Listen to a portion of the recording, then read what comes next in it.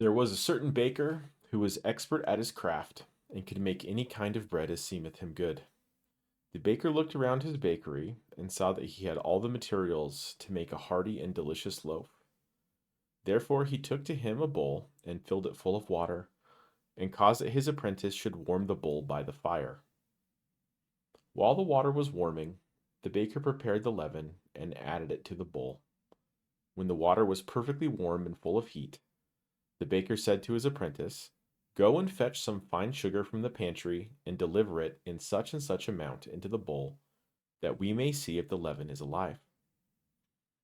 And the apprentice went and fetched the sugar, pure and clear, and delivered it into the bowl.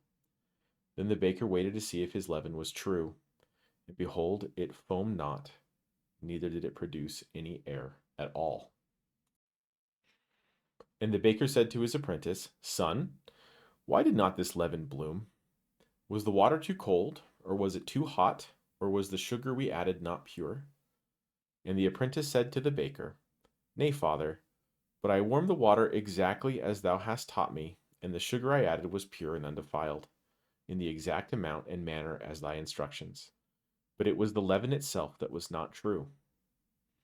Then the baker was sore vexed, and said to his apprentice, "Prepare ye another bowl, and I will prepare new leaven, that we may yet have bread." And the baker went and prepared with great care, and brought back leaven that had been in his family for generations, and added it to the bowl with the water and the sugar. And behold, the leaven bloomed, and the air it produced was exceedingly great. And the baker and the apprentice rejoiced at the blooming of the leaven.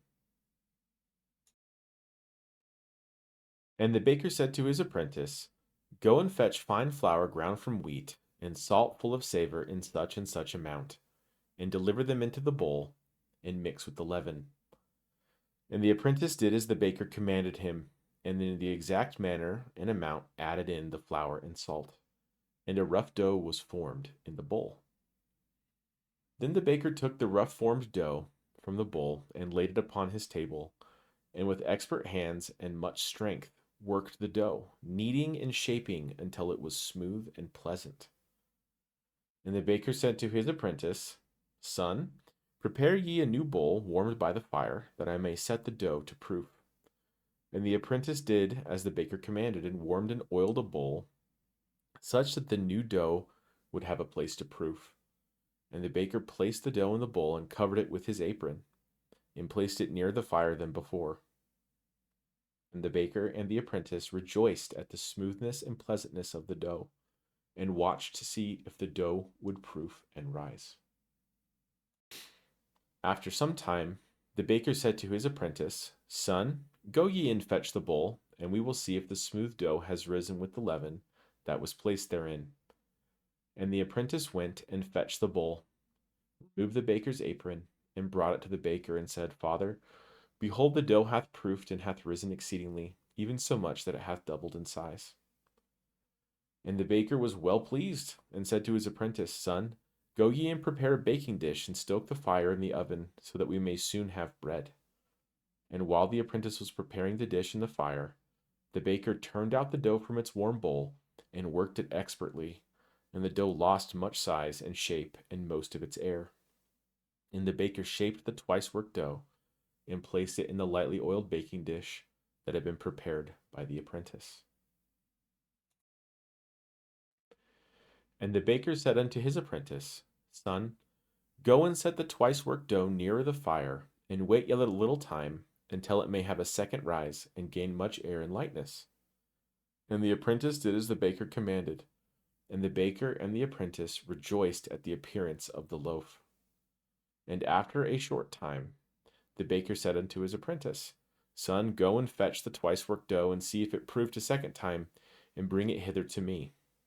And the apprentice did as the baker commanded, and he brought the twice worked dough, and bore it to the baker, and behold, it had proofed again, and it was exceedingly fine, white, and smooth.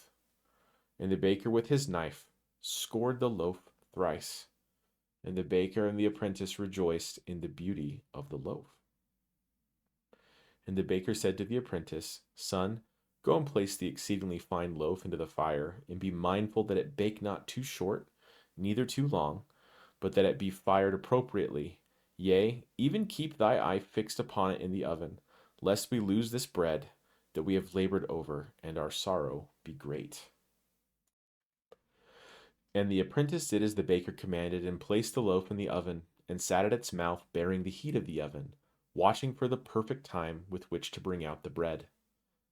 And after some time, when a hearty and golden crust had formed, the smell of the loaf filled the whole bakery with a delicate and pleasant aroma.